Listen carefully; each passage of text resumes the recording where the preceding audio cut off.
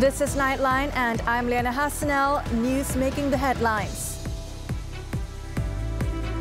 Only 30% of children are vaccinated, says Khairy Jamaluddin. And Australia declared East Coast floods a national emergency.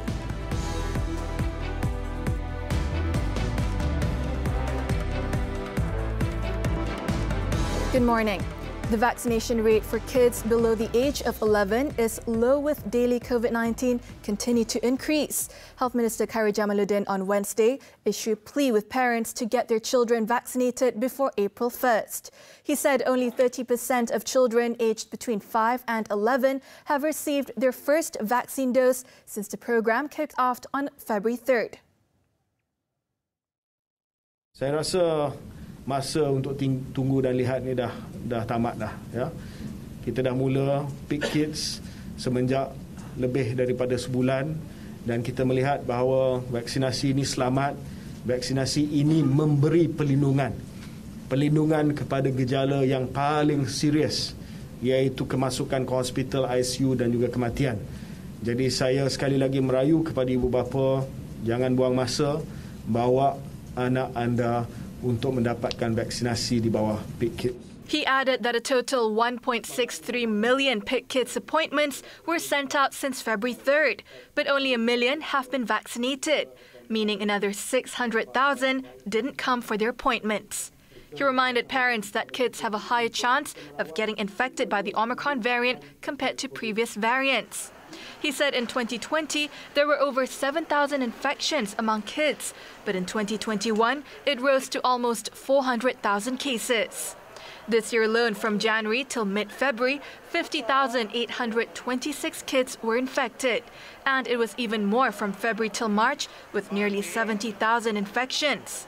The number of children aged 0 to 11 infected with COVID-19 showed an increase from 7,730 in 2020 to 379,245 last year. He said the risk of Omicron variant infections increases if the children have comorbidities or belong to a high-risk group for having chronic lung disease, heart disease, weakened immune system, diabetes, undergoing treatment using steroids, cancer, asthma and obesity. A set of standard operating procedures and 9 guidelines will be implemented in the transition to endemic phase, which is to begin on April 1st.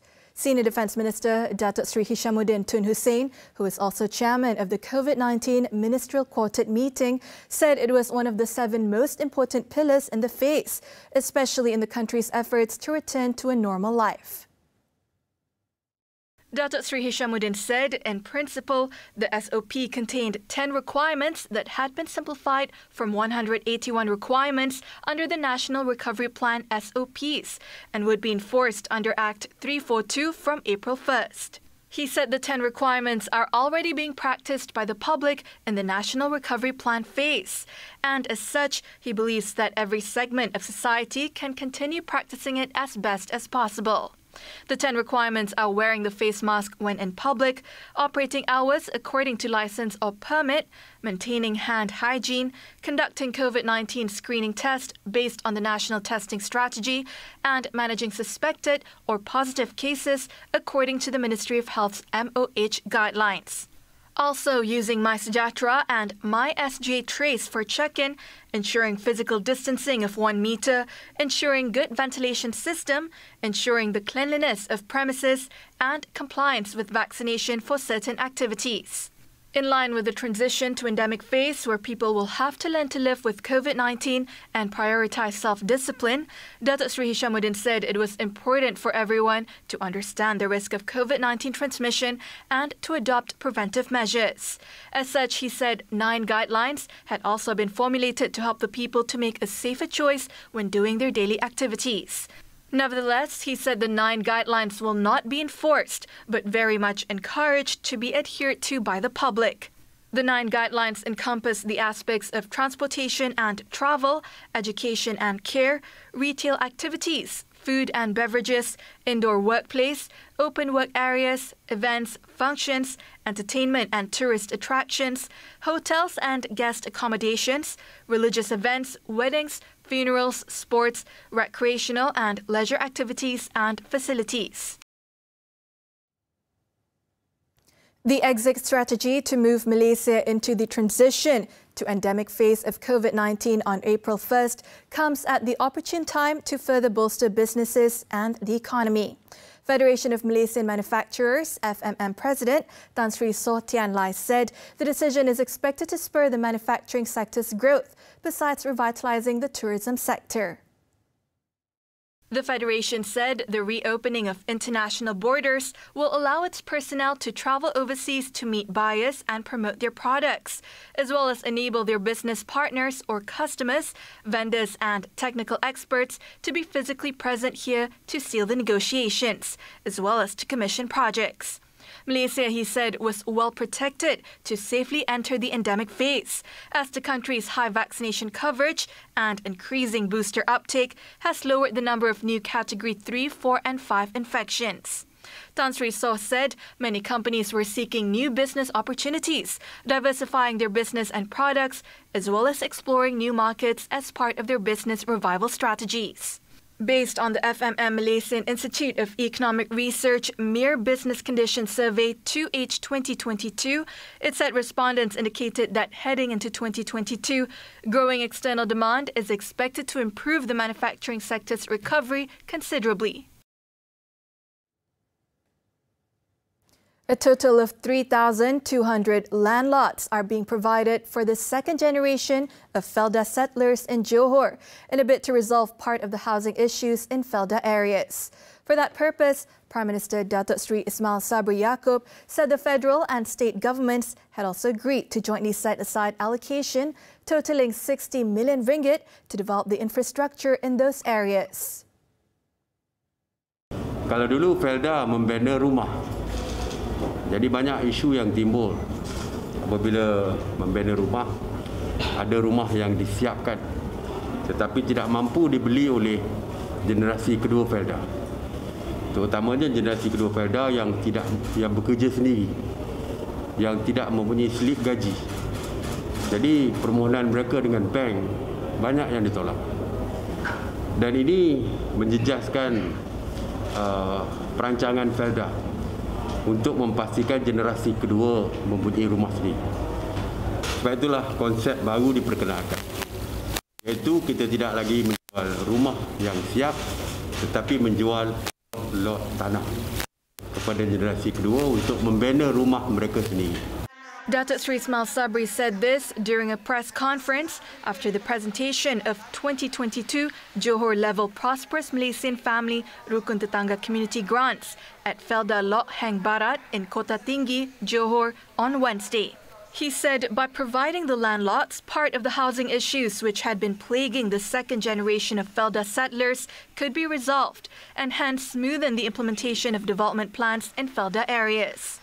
Datuk Seri Ismail Sabri said to resolve water woes in Felda Kota Tinggi and its surrounding areas, the government has also approved an allocation of 41 million ringgit to upgrade Air Gembut water treatment plant, which would channel water directly to Lot Heng water treatment plant.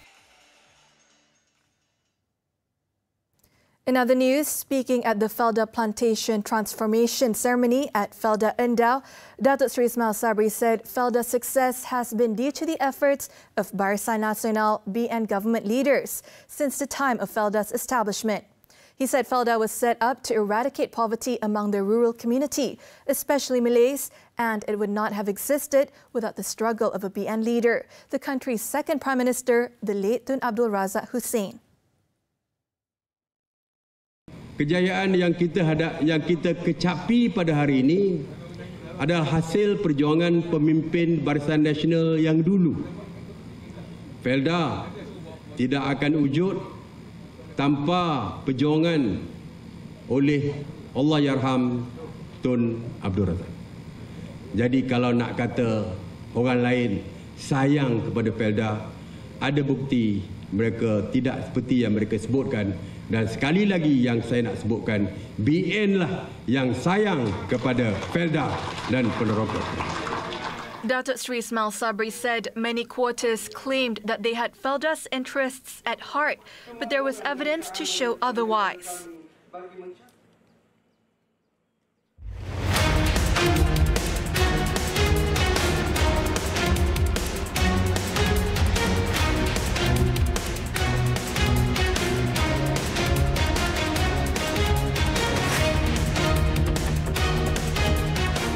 Berjaya Corporation Berhad CEO Abdul Jalil Abdul Rashid speaks to Money Matters this Saturday at 5 p.m. only on TV3.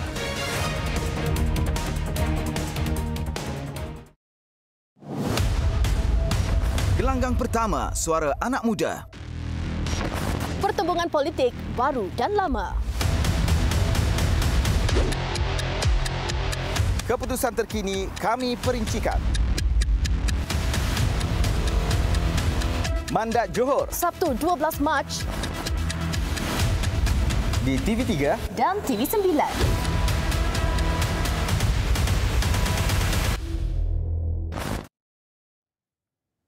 Sultan of Terengganu, Sultan Mizan Zainal Abidin, on Wednesday presided over the 258th meeting of the Conference of Rulers at Istana Negara. Before the meeting started at 11 a.m., Sultan Mizan took the salute at a Grand Guard of Honour KKU mounted by the 1st Battalion of the Royal Malay Regiment at the palace's main square. Sultan Mizan also planted a Terengganu cherry tree in the palace's garden as an indisputable symbol of the Sultan of Terengganu presiding over the 258th edition of the meeting. The two-day meeting is being attended by all the Malay rulers except Kelantan, Pahang and Johor. Also in attendance are the governors of Pulau Pinang, Melaka, Sabah and Sarawak. All the rulers are accompanied by their respective Menteri Besar and governors by their chief ministers, except for the governor of Sarawak, who was accompanied by the deputy premier. In the meantime, Al-Sultan Abdullah Riayatuddin Al-Mustafa Billah Shah on Wednesday conferred the Yang diPertuan Agong Scholarship for the 2021 session to 10 recipients at the Istana Negara. They consist of 4 scholarship recipients for studies at the Doctor of Philosophy PhD level, while 6 at the master's level. Since its introduction in 2006, a total of 175 individuals have received the Yang diPertuan Agong Scholarship to pursue their studies at local research universities, as well as the world's leading universities.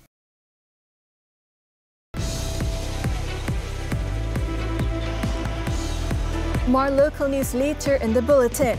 But first, Russia announced some progress being made in talks with Ukraine. This and more when we return.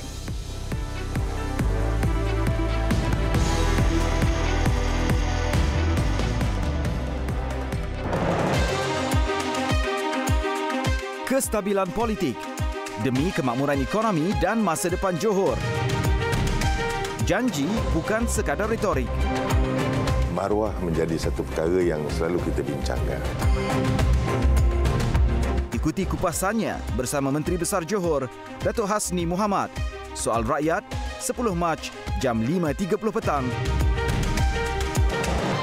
Hanya di TV.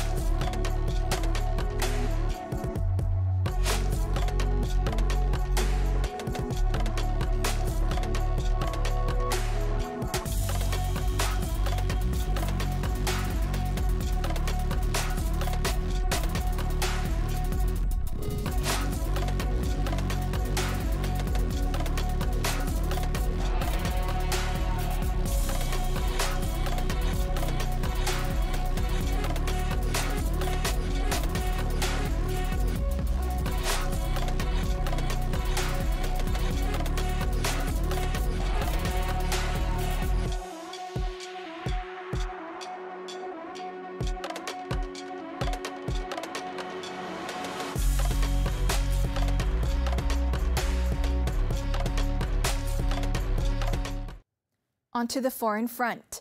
Australia declared a national emergency on Wednesday in response to devastating floods along its east coast and designated catastrophe zones in towns swept away by swollen rivers. Australian Prime Minister Scott Morrison said the emergency declaration, which was set up after Australia's destructive 2019 bushfires, will help cut red tape and speed up aid.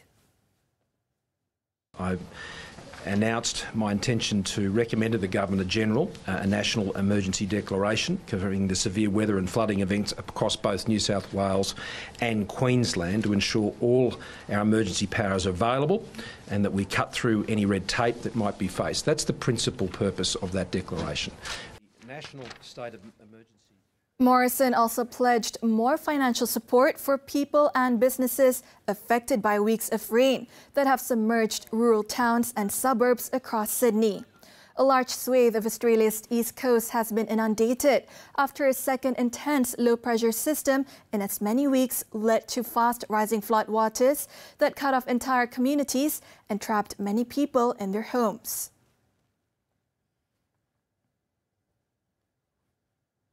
Onto the Russia-Ukraine conflict. Russia and Ukraine on Wednesday have agreed a day-long ceasefire around a series of evacuation corridors in order to allow civilians to escape the fighting. Deputy Prime Minister Irina Vereshchuk said Moscow vowed to respect the truce from 9 a.m. to 9 p.m. around 6 areas that have been heavily hit by fighting, including regions around Kyiv, in Zaporizhia in the south, and some parts of Ukraine's northeast. She added civilians in areas around the capital, including Irpin and Bucha, to the northwest, will be evacuated into Kyiv. According to United Nations figures issued Wednesday, the number of refugees fleeing Ukraine increased by more than 140,000 in 24 hours, with more than 2.15 million now having fled since Russia invaded on February 24th. In the meantime, Russia on Wednesday said negotiations with Kyiv to resolve the Ukraine conflict were making headway and underscored that Moscow's troops were not working to topple the Ukrainian government. Referring to 3 rounds of talks with Kyiv, Russian Foreign Ministry spokeswoman Maria Zakharova said some progress has been made. Zakharova said another round of talks will be focused on humanitarian corridors to evacuate civilians, as Moscow does not intend to occupy Ukraine or overthrow its government. She added the army's aim was not directed against the civilian population. In a statement, President Vladimir Putin has claimed that he sent in troops to Ukraine in order to denazify the country.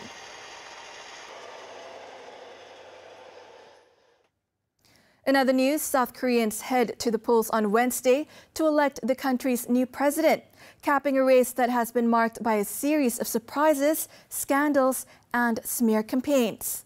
The country's next president will face mounting challenges, including handling South Korea's worst wave of COVID-19 infections, deepening inequality, and surging housing prices that have strained Asia's 4th largest economy. A total of 14 candidates have registered to run, but the focus is on a tight two-way race between Lee Jae-myung, the standard-bearer of the ruling Democratic Party, and Yoon Suk-yeol from the conservative main opposition People Power Party. However, polls last week showed a slight edge for Yoon, who secured a surprise last-minute boost when a fellow conservative running a distant third dropped out and threw Yoon his support. Meanwhile, out of about 44 million eligible voters nationwide, more than 61% had cast their votes on Wednesday.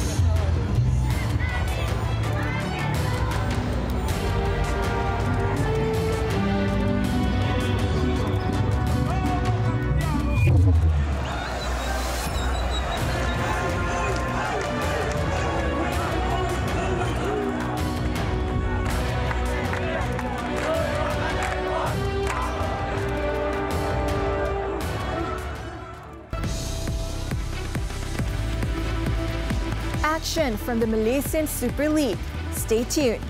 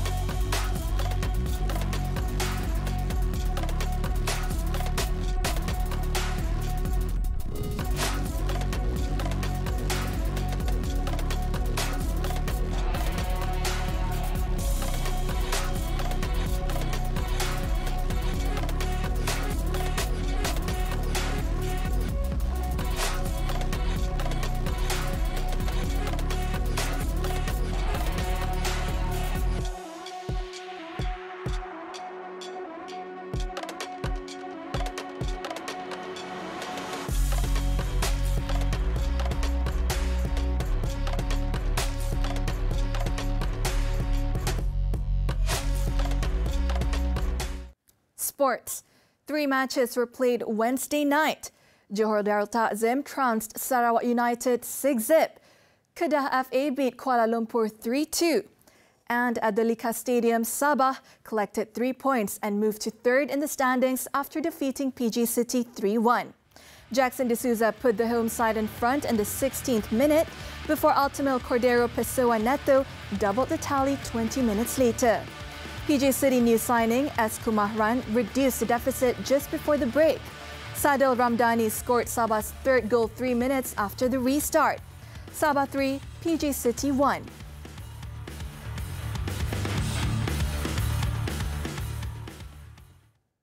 On to badminton. Malaysian men's singles ace Lee Zijia was made to sulk for 52 minutes by Dutchman Mark Kaljau before emerging victorious in the opening round of the German Open 2022 in Mulham on Wednesday. In a repeat of their All-England 2021 semi-final clash, the Dutchman downed Zijia 21-19 in the first game before the Malaysian, who turned professional in January, found his rhythm to win the next 2 games 21-13, 21-8 at the West Energy Sport Hall. World number 7 Zijia, who was seeded 5th, will take on Christo Popov in the second round on Thursday, after the Frenchman ousted Israel's Misha Zilberman 21-19, 21-18.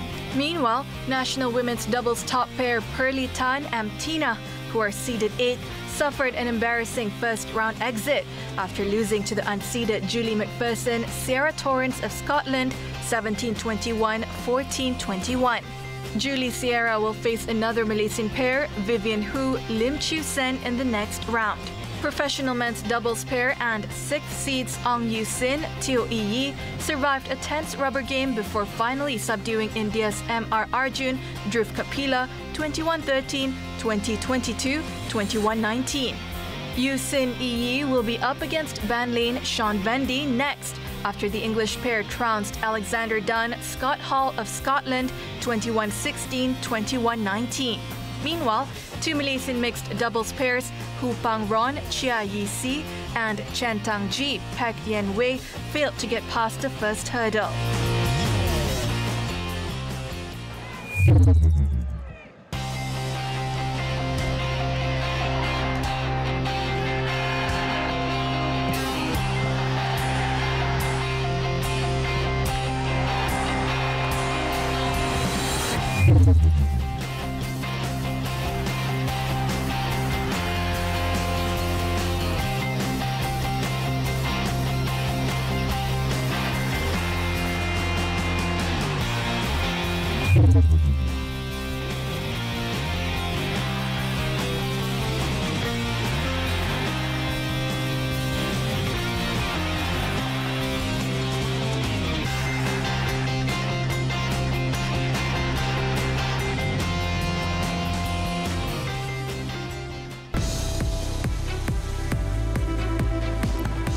Still to come, interim English teachers to be given permanent positions if conditions are met.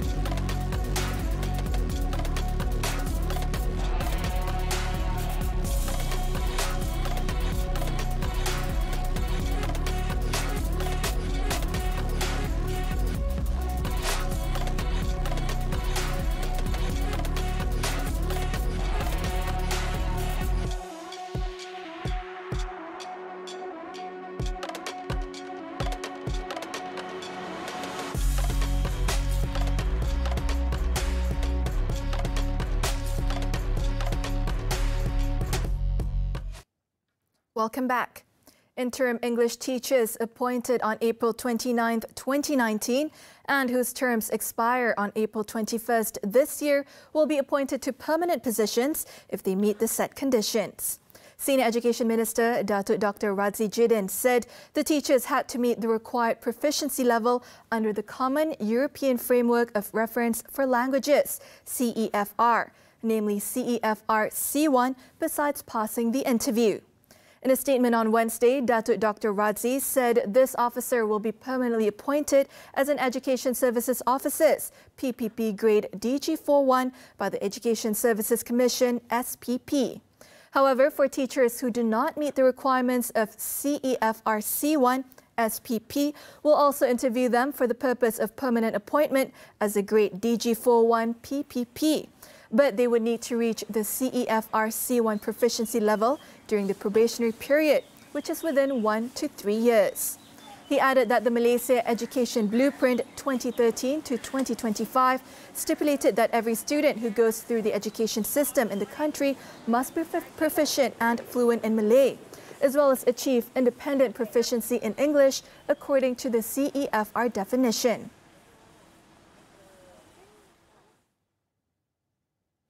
In Kedah, a Road Transport Department RTD staff member and a satay seller were sentenced to a total 12 years jail and fined 40,000 ringgit each by the Alor Star Sessions Court on Wednesday, after being found guilty of 4 counts of falsifying vehicle registrations 5 years ago. Judge Azman Abu Hassan meted out the sentences after the court concluded that the defence had failed to raise reasonable doubt against the prosecution's case.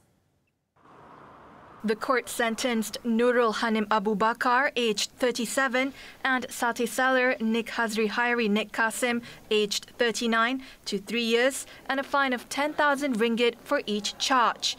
The charges framed under the Malaysian Anti-Corruption Commission Act 2009 carries a maximum 20 years jail and a fine not less than 5 times of the amount of bribe or 10,000 ringgit, whichever is higher upon conviction. While awaiting the appeal process to the High Court, the court allowed the jail sentence to be suspended, with the 2 accused each allowed bail of 12,000 ringgit, while the 40,000 ringgit fine must be paid. They also have to report to the nearest police station every month, starting next April, and if they fail to do so, the bail can be revoked by the court.